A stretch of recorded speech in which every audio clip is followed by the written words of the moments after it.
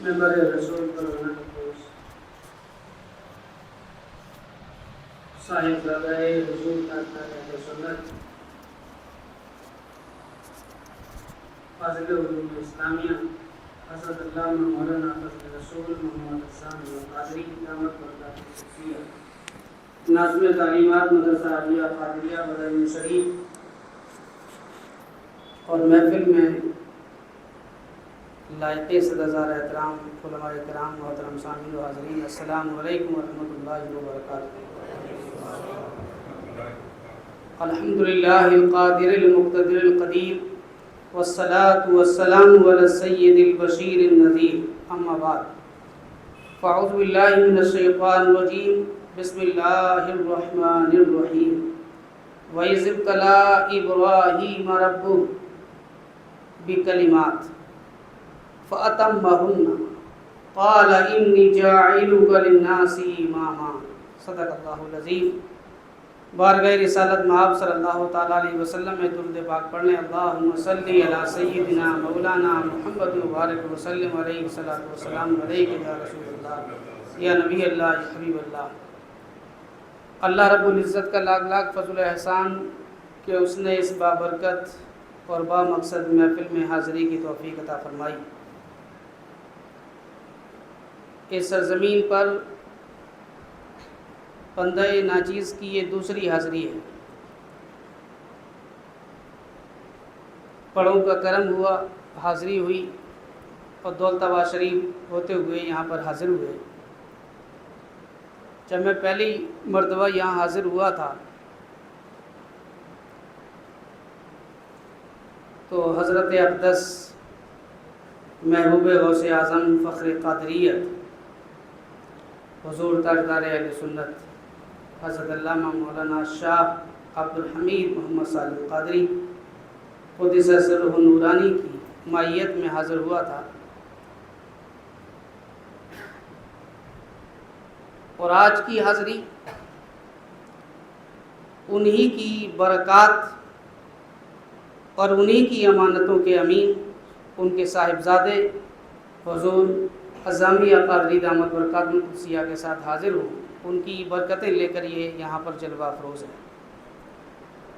اور انشاءاللہ یہ برکتیں ایسی ہیں جو آج کی اور ایک آدمی کے محنت کر کے حاصل ہو جانے والی نعمتیں اور برکتیں نہیں ہیں، بلکہ اس کے پس پشت، اس کے پیچھے 850 برس کی تاریخ ہے جو بڑے بڑے اولیاء اللہ اور بڑے بڑے علماء سے لبریز ہے۔ اپنے اپنے زمانے کے امام رہے، اور نہ صرف امام بلکہ اجلہ امام، اماموں میں بھی بڑے امام رہے۔ تو ماشاءاللہ یہ آپ لوگ بڑے سمجھدار بھی ہیں، اہل علم بھی ہیں، اور بھی یہاں علماء کرام ہیں۔ مدرسہ عالیہ قادریہ کا ایک طالب علم کیا علمی اور نورانی اور عرفانی تقریر کرے گا، جیسا کہ ہمارے ناظم نے آپ کو بتایا۔ اب بہرحال حضور شہید بغداد کی جوتیاں تو سیدھی کی ہیں، اور حضور تاجدار اہل سنت کے 3 صاحبزادے ہیں، اور الحمدللہ یہ شرف حاصل ہے کہ تینوں کی جوتیاں سیدھی کرنے کا اور تینوں سے تعلیم حاصل کرنے کا شرف حاصل ہے۔ اب تعلیم کیا کہ ان کی خدمت میں بیٹھنے کا شرف حاصل ہے، تعلیم تو کیا۔ تو بہرحال ایک مرتبہ اور پڑھ لیں درود پاک، اللہم صلی علی سیدنا مولانا محمد مبارک وسلم علیہ الصلوۃ والسلام علیک یا رسول اللہ۔ یہ اجلاس جو منعقد ہوں گے یہ پہلا جلسہ ہے، ان کا عنوان ہے پیغام شہدائے کربلا۔ شہدائے کربلا کا پیغام کیا ہے؟ یہ اسلامی مہینے کا آج مغرب کے بعد سے آغاز ہو گیا،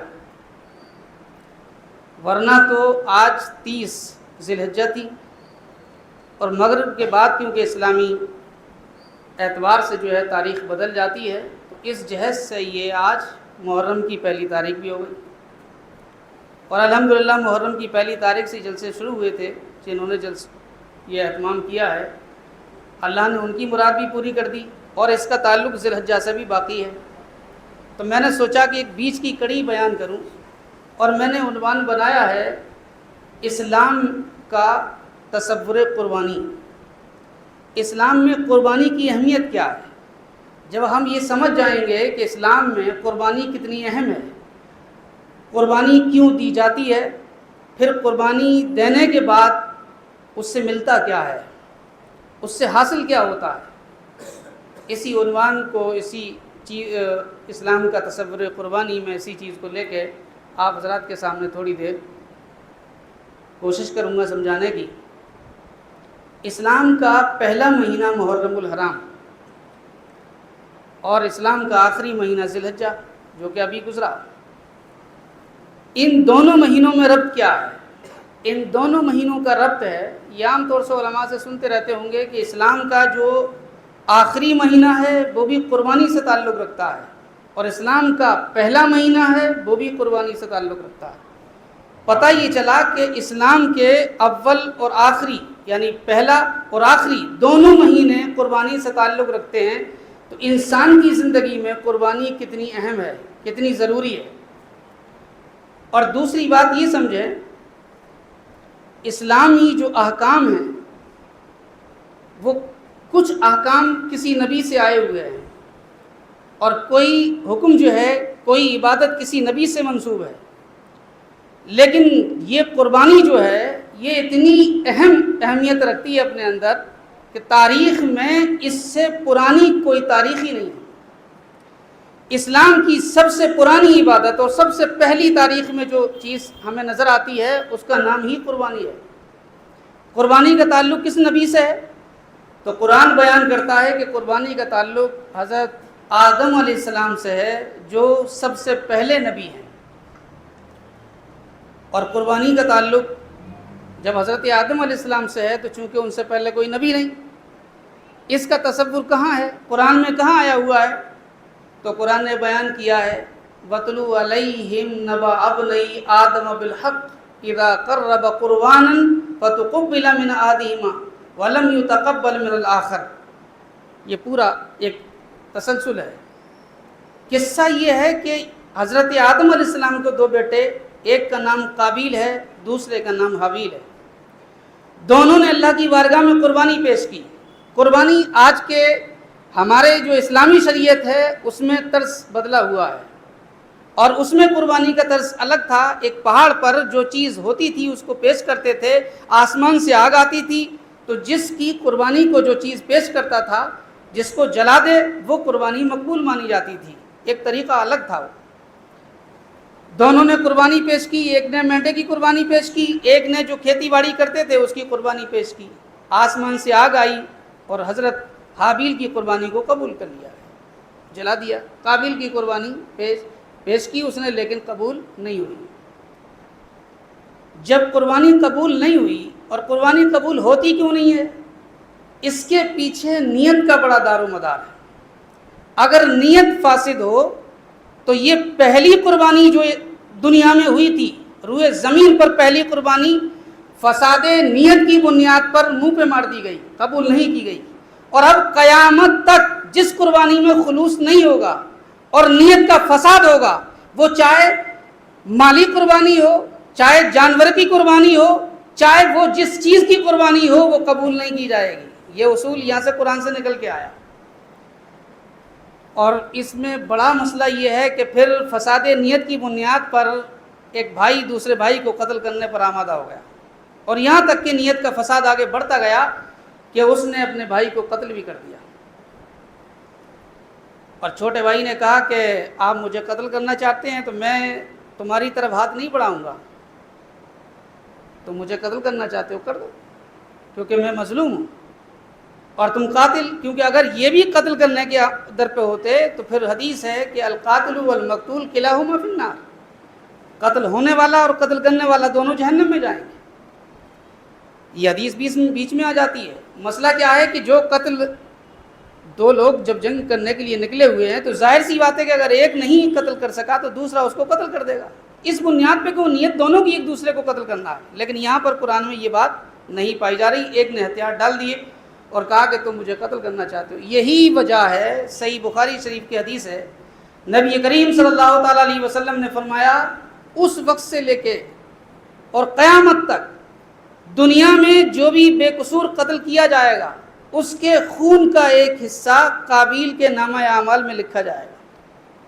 تو یہ قتل کرنا، کیونکہ یہ جو ایک نیا کام ہے دین میں، اور ایک دین سے ہٹ کے ایک کام ہے قتل کرنا، یہ قابیل سے نکل کے آیا، اور لہٰذا جو بھی اس روش پہ چلے گا یہ شیطانی روش کہلائے گی، اور اس پہ جو چلے گا اس کا گناہ بھی، اس کے گناہ سے ایک حصہ قابیل کے نام میں لکھا جائے گا۔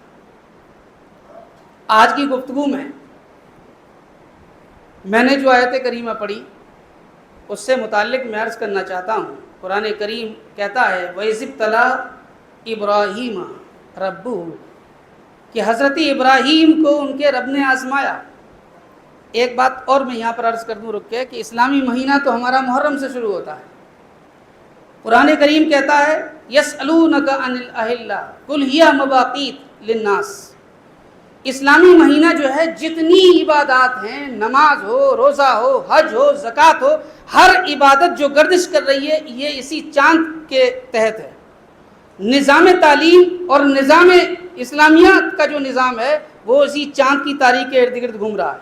حج کریں گے تب بھی چاند کی تاریخ کے مطابق، اور ہم نماز پڑھیں گے یا روزے رکھیں گے اور زکوٰۃ دی جائے گی اور عورت کی عدت مکمل ہوگی تو چاند کی تاریخ کے اعتبار سے سارے کام ہیں۔ لیکن آج ہم دیکھتے ہیں کہ دنیا میں جو مدارس میں، اسکول میں، کالج میں جو تاریخ رائج ہوتی ہے وہ انگریزی تاریخ ہے، انگریزی کیلنڈر ہے۔ یہاں سے ایک بات اور سمجھ لیجیے، اسلام کوئی اگر اچھی بات کوئی ایجاد کر دیتا ہے، کوئی مارکیٹ میں کوئی اچھی چیز لے آتا ہے تو اسلام اس کی مخالفت نہیں کرتا ہے۔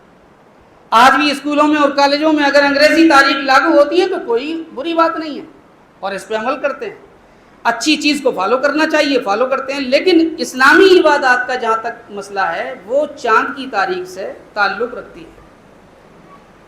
قرآن کریم کہتا ہے کہ اللہ رب العزت نے ابراہیم کو آزمایا، بکلمات، چند چیزوں کے ذریعے آزمایا، فاتمہن، اور وہ ان چیزوں میں کامیاب ہوئے، 100% کامیاب ہوئے، 100 کے 100% کامیاب ہوئے۔ اس کامیابی کے بعد ان کو ملا کیا اور امتحانات کیا ہیں؟ یہاں پر رک کر ایک سوال پیدا ہوتا ہے کہ اللہ نے آخر کار ابراہیم علیہ السلام کو کیوں آزمایا؟ قرآن کریم تو کہتا ہے انہ علیم بذات الصدور، کہ اللہ تو دلوں میں پیدا ہونے والے وسوسوں کو پہچانتا ہے۔ تو جب اللہ کو معلوم ہے کہ میں ایک بندے کو آزماؤں گا اور وہ آزمائشوں پر کھرا اترے گا اور وہ ہر طرح کی قربانی دینے کے لیے تیار ہو جائے گا، تو آخر کار اس نے آزمایا کیوں؟ وہ تو جانتا ہے۔ مفسرین فرماتے ہیں کہ امتحان جو لیا جاتا ہے اس کے کئی اسباب ہوتے ہیں، کئی وجوہات ہوتی ہیں۔ ایک وجہ امتحان لینے کی یہ ہوتی ہے کہ گناہ جو ہے یہ نحوست بن جاتے ہیں۔ گناہوں کی وجہ سے اللہ آزماتا ہے، بندے کو پریشانیوں میں ڈال دیتا ہے، مشقتوں میں ڈال دیتا ہے۔ اور یہ پریشانیوں میں ڈالنا اس لیے ہے کہ بندہ گھبرا کر کے، پریشان ہو کر کے، اور یہ گناہوں کی دلدل میں جو پھنسا ہوا ہے تو پریشانی ڈالتا ہے، تو بندہ جو ہے پریشان ہو کر ان گناہوں سے دور ہو کر خلوص کے ساتھ اللہ کی طرف لو لگائے، اللہ کی طرف پلٹ آئے، تو اللہ اس کے گناہوں کو معاف کر دیتا ہے۔ اور آج کل حضور غوث اعظم رضی اللہ تعالیٰ نے یہ بات لکھی ہے الفتح ربانی کے اندر، آج کل جو آزمائشیں ہوتی ہیں ہم لوگوں کی، یہ آزمائشیں نہیں ہوتی بلکہ یہ گناہوں کا بوال ہوتا ہے، گناہوں کی وجہ سے یہ پریشانیاں آتی ہیں۔ اور اس کی پہچان بھی عرض کر دوں کہ یہ کیسے پہچانیں گے کہ یہ گناہ کی وجہ سے، اور یہ کیسے پہچانیں گے یہ اللہ کی طرف سے آزمائش ہے؟ تو آسان سا نسخہ ہے کہ اگر وہ جس پہ پریشانی آئی، پریشانی سے پہلے اللہ کو یاد کرتا تھا یا نہیں، اب پریشانی کے بعد اللہ کو یاد کرتا ہے یا نہیں، اگر پہلے بھی یاد کرتا تھا اور اب بھی یاد کرتا ہے تو یہ آزمائش ہے۔ اور پہلے یاد کرتا تھا لیکن جیسے ہی پریشانی آئی اسی دن سے اللہ کو یاد کرنا چھوڑ دیا، تو سمجھ جائیے کہیں نہ کہیں گناہ کاٹے گئے۔ تو ایک تو اس وجہ سے امتحان ہوتا ہے۔ دوسرا سبب امتحان کا یہ ہے کہ آزمائش ہوتی ہے قابلیت ناپنے کے لیے کہ کتنا قابل ہے۔ استاد شاگرد سے جو سوال کرتا ہے وہ اس کی معلومات جاننے کے لیے کرتا ہے، تجاہل عارفانہ ہوتا ہے اس میں، سوال کرتا ہے کہ دیکھیں میرا شاگرد کتنے پانی میں ہے، یہ آزمائش بھی ہوتی ہے قابلیت کو جاننے۔ لیکن انبیاء کا امتحان کس لیے ہوتا ہے؟ انبیاء کا جو امتحان ہوتا ہے وہ صرف تربیت کے لیے ہوتا ہے۔ پاک پروردگار اپنے ایک بندے کا امتحان لے کے یہ بتانا چاہتا ہے کہ اے لوگوں، میں ایک نمونہ پیش کر رہا ہوں، اے ایک بندے کا امتحان لے رہا ہوں، اور دیکھو کتنے کانفیڈنس کے ساتھ، کتنی قادر الکلامی کے ساتھ، اور کتنی ثابت قدمی کے ساتھ، اور کتنے صبر و تحمل کے ساتھ یہ قربانی کے مرحلے طے کرتا چلا جائے گا، اور تم دنیا میں شکوے نہ کرنا۔ دیکھو میرے بندے نے یہ تمام راستے جو پریشانی کے ہوتے ہیں، اس نے کتنی رازدانہ طور پہ اور کتنی پاو قدمی اور ثابت قدمی کے ساتھ طے کیے ہیں۔ اب اس کو دیکھ لو، عبرت بنا لو، نمونہ بنا لو، اور اس کے نقش قدم کے مطابق زندگی گزارتے چلے جاؤ۔ کون وہ بندہ ہے؟ اس بندے کا نام ہے ابراہیم۔ یہ کون ابراہیم؟ یہ وہ ابراہیم ہیں جس وقت انہوں نے آنکھیں کھولی، جس وقت یہ پیدا ہوئے، تو جس جگہ پیدا ہوئے اس پوری بستی کے اندر، اس وقت پوری دنیا کے اندر نام لینے والا اللہ کا کوئی نہیں تھا۔ جس گھر میں رہتے تھے، چچا کے جس گھر میں رہتے تھے، وہ بتوں کی پوجا ہی نہیں بلکہ بناتا تھا۔ لوگ آتش پرست تھے، ستاروں کی پوجا کرتے تھے، چاند تاروں کی پوجا کرتے تھے۔ ایسے زمانے میں جب آنکھ کھولی تو اس وقت کفر ہی کفر تھا، شرک ہی شرک تھا، سیاسی